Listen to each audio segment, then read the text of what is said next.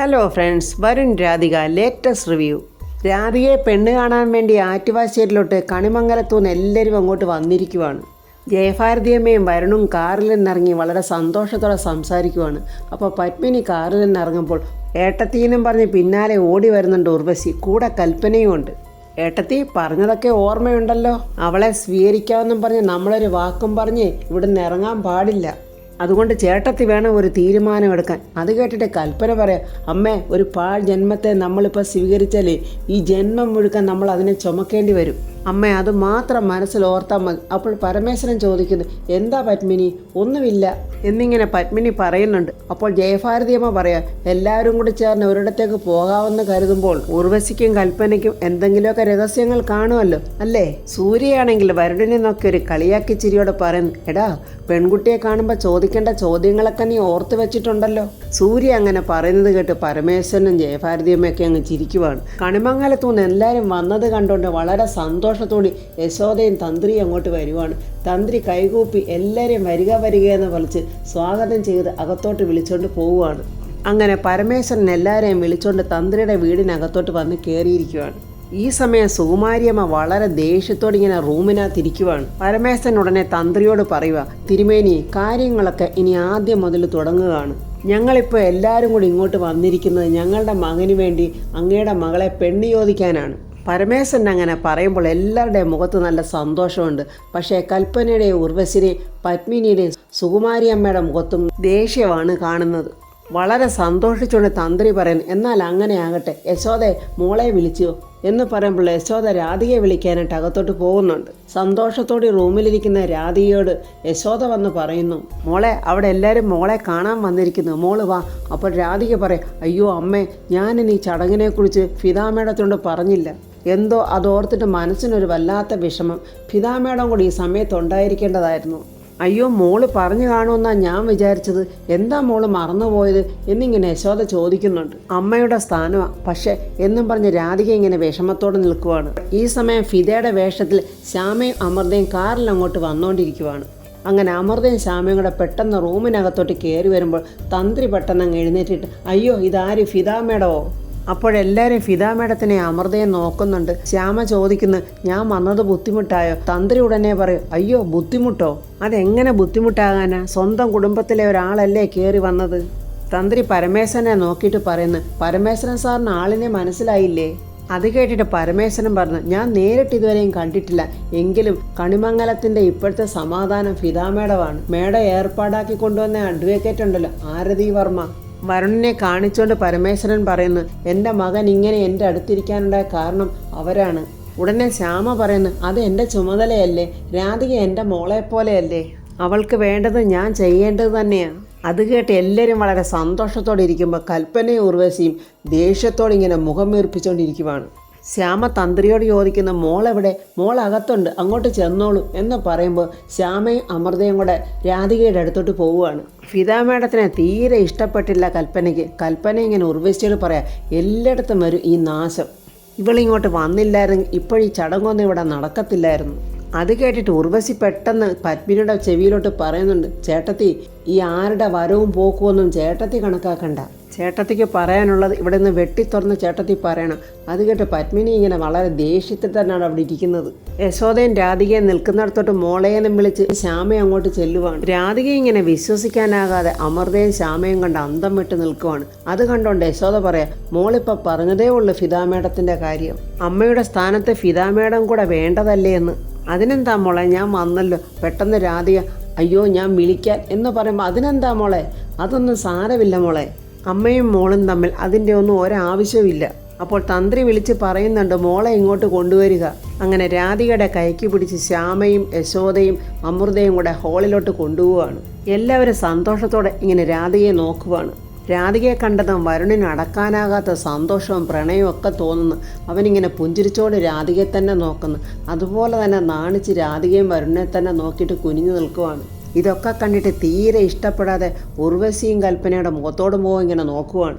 സൂര്യ രണ്ടുപേരെയൊന്ന് നോക്കിയിട്ട് പറയുന്നു, അത്രയ്ക്ക് വലിയ നാണമൊന്നും വേണ്ട കേട്ടോ, രണ്ടുപേരുടെ ഇഷ്ടം എല്ലാവരും അറിഞ്ഞുകൊണ്ട് തന്നെ ഈ തീരുമാനം എടുത്തിരിക്കുന്നത്. സൂര്യ അങ്ങനെ പറഞ്ഞത് കേട്ട് എല്ലാവരും വരുണിനെയും രാധികയും നോക്കി അങ്ങ് ചിരിക്കുവാണ്. അപ്പോൾ അങ്ങനെ ദേഷ്യത്തോടെ തന്നെ ഇരിക്കുവാണ് പത്മിനിയും ഊർവശിയും കൽപ്പനയും. അപ്പോൾ പരമേശ്വരൻ പറയുന്നുണ്ട്, മക്കളെ ഏറ്റവും കരുതലോടെ ചെയ്യേണ്ടി വന്ന ചില കാര്യങ്ങൾ, ചില വീഴ്ചകൾ വന്നിട്ടുണ്ട്. അപ്പോൾ വീഴ്ചകൾ വന്നു എന്നറിഞ്ഞാൽ അത് തിരുത്തുക എന്നുള്ളതാണല്ലോ ധർമ്മം. വരുണിൻ്റെയും രാധികയുടെയും വിവാഹം എല്ലാ വിധത്തിലും ഉൾക്കൊള്ളുന്ന രീതിയിലായിരിക്കണം. അതുകൊണ്ടാണ് ഇങ്ങനൊരു ചടങ്ങ് വേണമെന്ന് അച്ഛൻ പറഞ്ഞത്. ഇതിലെന്തെങ്കിലും ആർക്കെങ്കിലുമൊക്കെ എന്തെങ്കിലും അഭിപ്രായം ഉണ്ടെങ്കിൽ പറയണം കേട്ടോ. അത് കേട്ട് ചിരിച്ചോണ്ട് സൂര്യ പറയാം, വരുണേ, നിങ്ങൾക്ക് രണ്ടുപേർക്കും പരസ്പരം പറയാൻ ബാക്കി എന്തെങ്കിലും ഉണ്ടോ? അത് കേട്ട് വരുണൻ രാധികയും വളരെ സന്തോഷത്തോടെ ഇങ്ങനെ നാണിച്ചൊക്കെ നോക്കുന്നുണ്ട്. അവരെ തന്നെ നോക്കി മറ്റുള്ളവരും പുഞ്ചിരിക്കുവാണ്. അല്പം പോലെ ചിരിക്കാതെയും ദേഷ്യത്തോടെയൊക്കെ ഇരുന്ന പത്മിനി പെട്ടെന്ന് പറയുക, സുകുമാരി അമ്മയെ കണ്ടില്ലല്ലോ. പത്മിനി അങ്ങനെ ചോദിച്ചതും അവിടെ എല്ലാവരുടെയും മുഖം അങ്ങ് വാടുകയാണ്. അപ്പോൾ സുകുമാരി അമ്മ അങ്ങോട്ട് വന്നിട്ട് പറഞ്ഞു, ഞാൻ ഇവിടെ തന്നെ ഉണ്ട്. ചടങ്ങ് നടത്താനുള്ള എല്ലാവരുടെയും ഉത്സാഹമൊക്കെ ഞാൻ കാണുന്നുണ്ട്. പക്ഷേ ഗതി കിട്ടാത്ത ഒരു ആത്മാവ് ഇപ്പോഴും നമ്മുടെ തലയ്ക്ക് മുകളിൽ നിൽക്കുക. അതൊന്നും ആരും മറന്നു പോകണ്ട. ഇങ്ങനെ ദേഷ്യത്തോടെയാണ് സുകുമാരിയമ്മ പറയുന്നത്. അത് കേട്ട് തന്ത്രി പറയുക, അമ്മ പറയുന്ന ഒന്നും നിങ്ങൾ കണക്കാക്കണ്ട. അമ്മയും പ്രിയങ്കയും തമ്മിൽ വല്ലാത്തൊരു കൂട്ടായിരുന്നു. ആ ഒരു ഒറ്റപ്പെടലിൻ്റെ സങ്കടം അമ്മയുടെ പെരുമാറ്റത്തിലുണ്ട്. തന്ത്രി അങ്ങനെ പറയുമെന്ന് സുകുമാരിയമ്മ വിചാരിച്ചില്ല. സുകുമാരിയമ്മ ഇങ്ങനെ ദേഷ്യത്തോടെ നോക്കുവാണ് തന്ത്രിയെ. എന്നിട്ട് തന്ത്രി പറയുന്നു, ഇവിടെ കൂടിയിരിക്കുന്ന എല്ലാവരോടും ഞാൻ ചോദിക്കുക, ആർക്കെങ്കിലും ഈ വിവാഹത്തോടെ എതിരഭിപ്രായം വല്ലതും ഉണ്ടോ? പത്മിനിയുടെ ആ ഇരിപ്പും മട്ടമൊക്കെ കണ്ടിട്ട് യശോദ പറയുക, കഴിഞ്ഞ ദിവസം ഞങ്ങൾ കണിമംഗലത്ത് വന്നപ്പോഴും ഇപ്പോഴും പത്മിനി വ്യക്തമായ ഒരു അഭിപ്രായം പറഞ്ഞിട്ടില്ല. അതെന്താണ് പത്മിനി, പത്മിനിക്ക് എന്തു പറ്റി എന്നിങ്ങനെ യശോദ ചോദിച്ചപ്പോൾ വളരെ സന്തോഷത്തോടെ ഇങ്ങനെ പുഞ്ചിരിച്ച് മുഖത്തോടെ മുഖം നോക്കുവാണ് ഉർവശിയും കൽപ്പനയും. പത്മിനിയുടെ ആ മൗനം കണ്ടിട്ട് എല്ലാവരും ടെൻഷനോടെ ഇങ്ങനെ പത്മിനിയെ തന്നെ നോക്കുവാണ്. അപ്പോൾ തന്ത്രി പറയുന്നു, എന്തെങ്കിലും അഭിപ്രായ വ്യത്യാസം ഉണ്ടെങ്കിൽ അത് തുറന്നു പറയണം. പത്മിനിയുടെ മകളായിട്ടാണ് ഞങ്ങൾ രാധികയെ അങ്ങോട്ട് അയക്കുന്നത്. അമ്മയും മകളും തമ്മിൽ എന്തെങ്കിലും ഒരു സ്വരച്ചേർച്ചയില്ലായ്മ ഉണ്ടായാൽ അത് ബുദ്ധിമുട്ടാണ്. തന്ത്രി അങ്ങനെ പറയുന്നത് കേൾക്കാത്ത താമസം ഉടനെ ഉർവശി ചാടിക്കേറി പറയുക, ചേച്ചിക്ക് സംസാരിക്കാൻ കുറച്ച് ബുദ്ധിമുട്ടുണ്ട്. പക്ഷേ ഏടത്തിയുടെ മനസ്സിൽ എന്താണെന്ന് ഞാൻ പറയാം. അതുവരെ സന്തോഷത്തോടെ ഇരുന്ന എല്ലാവർക്കും ടെൻഷനായി. അവരെല്ലാവരും അങ്ങോട്ടും ഇങ്ങോട്ടും പരസ്പരം നോക്കുവാണ്. ഉർവശി അപ്പോൾ എല്ലാവരോടും കൂടി പറയുവാണ്, ചേട്ടത്തിക്ക് രാധികയെ വരുണിൻ്റെ ഭാര്യയായിട്ട് അംഗീകരിക്കാൻ കുറച്ച് ബുദ്ധിമുട്ടുണ്ട്. ഉർവശി അങ്ങനെ പറഞ്ഞിട്ടും പത്മിനി ഒന്നും മിണ്ടാതെ ഇങ്ങനെ കുത്തുകല്ല് പോലെ ഇരിക്കുവാണ്. അത് കണ്ടിട്ട് എല്ലാവരും പത്മിനിയെ തന്നെ ശ്രദ്ധിക്കുവാണ്. അത്രയും നേരം ദേഷ്യം കൊണ്ട് ഇങ്ങനെ വിറച്ചു നിന്ന സുകുമാരിയമ്മയ്ക്ക് പെട്ടെന്ന് അങ്ങ് സന്തോഷമായി. കൽപ്പന ഉടനെ പറയാം, സത്യമാണ് ചെറിയമ്മ പറഞ്ഞത്. അമ്മ അച്ഛനോട് പറയാത്തതാണ്. പക്ഷെ അമ്മ ഞങ്ങളോട് പറഞ്ഞിട്ടുണ്ട്. വിശ്വസിക്കാനാവാതെ പരമേശ്വരൻ ചോദിക്കുന്നു, പത്മിനി എന്താ ഇത്? സൂര്യയും ചോദിക്കുന്നു, അമ്മേ ഇവരീ പറഞ്ഞതൊക്കെ സത്യമാണോ അമ്മേ? അങ്ങനെയാണെങ്കിലേ അമ്മ എന്തിനാ ഈ ചടങ്ങിന് വേണ്ടി പുറപ്പെട്ടു വന്നത്? ഉടനെ കൽപ്പന പറയാം, അവിടെ വെച്ച് ഇതൊക്കെ പറഞ്ഞാലേ നിങ്ങൾ സമ്മതിക്കുമോ? കൂടി വന്നാൽ അമ്മയെ നിങ്ങളാരും ഇങ്ങോട്ട് കൂട്ടിക്കൊണ്ട് വരത്തില്ല. അതുകൊണ്ട് തന്നെയാ അമ്മ ഇങ്ങനൊരു അവസരം തിരഞ്ഞെടുത്തത്. ഇത് കേട്ട് എല്ലാവരും വളരെ സങ്കടത്തോടുകൂടി ഇരിക്കുവാണ്. സുകുമാരിയമ്മയ്ക്കാണെങ്കിൽ സന്തോഷം കൊണ്ട് ഇരിക്കാൻ വയ്യ. അത്രയും നേരം വരാൻ പോകുന്ന സ്വപ്നങ്ങളെല്ലാം ഓർത്ത് സന്തോഷത്തോടെ നിന്ന രാധിക കരഞ്ഞുകൊണ്ട് വരുണിനെ നോക്കിയിട്ട് അകത്തോട്ടങ്ങ് ഓടിപ്പോവുകയാണ്. രാധിക കരഞ്ഞോണ്ട് പോകുന്നത് കണ്ട് സഹിക്കാനാകാതെ മോളേന്ന് വിളിക്കുവാണ് ശ്യാമയും യശോദയും. വരുണിനാണെങ്കിൽ ദേഷ്യം സഹിക്കാൻ വയ്യ. വരുൺ ദേഷ്യത്തോടെ എഴുന്നേറ്റിട്ട് ചോദിക്കുന്നു, എന്താമ്മ ഇത്? പരമേശ്വരൻ അങ്ങനെ വരുണിനെ പിടിച്ച് മോൻ ഇവിടെ ഇരിക്ക് എന്നും പറഞ്ഞ് ഇരുത്തുന്നുണ്ട്. പത്മിനിയും അത് കേട്ടിട്ട്, എടാ നീ അവിടെ ഇരിക്ക് എന്ന് പറയുവാണ്. നീ അച്ഛൻ പറയുന്നത് അനുസരിക്ക്, അവളോട് സംസാരിക്കാനുള്ളതൊക്കെ ഞാൻ സംസാരിച്ചോളാം. വരുൺ സങ്കടത്തോടുകൂടി അവിടെ ഇരിക്കുമ്പോൾ സൂര്യ ഇങ്ങനെ വരുണിൻ്റെ തോളിൽ കൈവച്ചിട്ട് സൂര്യയും സങ്കടത്തോടെ ഇരിക്കുവാണ്. ഉർവശിയും കൽപ്പനയാണെങ്കിൽ ഉദ്ദേശിച്ച് വന്നതുപോലെ കാര്യങ്ങളെല്ലാം നടന്നല്ലോ എന്നുള്ള സന്തോഷത്തിൽ ഇങ്ങനെ പുഞ്ചിരിച്ചിരിക്കുവാണ്. തന്ത്രി ചോദിക്കുന്നു, പരമേശ്വരൻ സാറേ എന്തിനാ ഇങ്ങനൊരു അവസരം ഉണ്ടാക്കിയത്? പരമേശ്വരനെ വിഷമത്തോടുകൂടി പറയുന്നു, എനിക്കറിയില്ല തിരുമേനി. അപ്പോൾ യശോദ പറയുക, ഞങ്ങൾ പാവങ്ങളാണല്ലോ, അപ്പോഴെങ്ങനെ വേണമല്ലോ നിങ്ങൾക്ക് ഞങ്ങളെ പരിഹസിക്കാമല്ലോ. അപ്പോൾ ജയഭാരതിയമ്മ പറയുക, പത്മിനിയെന്നല്ല സാക്ഷാൽ ദൈവം തന്നെ ഇറങ്ങി വന്നാലും വരുണിൻ്റെയും രാധികയുടെയും വിവാഹം നടക്കണം. പാവൻ രാധിക എല്ലാ കാര്യങ്ങളും ആലോചിച്ച് തീരുമാനിക്കാത്തതുകൊണ്ട് അവൾ ആ കരയുന്നത് എന്നിങ്ങനെ കൽപ്പന പറയുക. അവിടെ നടന്ന സംഭവങ്ങളൊക്കെ ഓർത്ത് രാധിക ഇങ്ങനെ മുറ്റത്ത് മാറി നിന്നിങ്ങനെ ആലോചിച്ചുകൊണ്ടിരിക്കുവാണ്. അപ്പോൾ അവിടേക്ക് വരുന്നുണ്ട് പത്മിനിയും ഊർവശിയും കൽപ്പനയും ജയഭാരതി അമ്മയും ഒക്കെ. കൽപ്പന പറയുക, അമ്മ നന്നായമ്മേ, അമ്മയ്ക്ക് പറയാനുള്ളതൊക്കെ അവിടെ മുഖത്ത് നോക്കി തന്നെ പറയണം. അങ്ങനെ അവർ പറയുന്നതൊക്കെ കേട്ട് തലയാട്ടിക്കൊണ്ട് പത്മിനി ഇങ്ങനെ രാധികയുടെ അടുത്തോട്ട് പോവുകയാണ്. പത്മിനിയുടെ പിന്നാലെ തന്നെ ഉർവശിയും കൽപ്പനയും ജയഭാരതിയമ്മയും പോകുന്നുണ്ട്.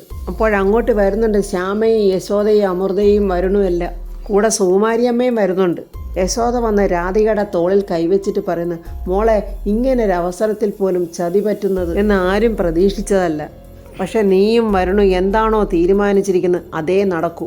കൽപ്പന പറയാ, രാധികയെ വിഷമിക്കുകയൊന്നും വേണ്ട. വരുണിന് വേറെ പെണ്ണിനെ കിട്ടുമെങ്കിലേ രാധികയ്ക്ക് വേറെ ചെറുക്കനെയും കിട്ടുമല്ലോ. അത് കേട്ട് വളരെ സന്തോഷത്തോടെ നിൽക്കുവാണ് സുകുമാരിയമ്മ. ദൈവമേ, പ്രതീക്ഷിച്ചു വന്ന പോലെ അല്ലല്ലോ കാര്യങ്ങളൊക്കെ നടക്കുന്നത്, എല്ലാം തകിടം മറിഞ്ഞല്ലോ എന്നിങ്ങനെ വിഷമിച്ച് നിൽക്കുവാണ് ശ്യാമ.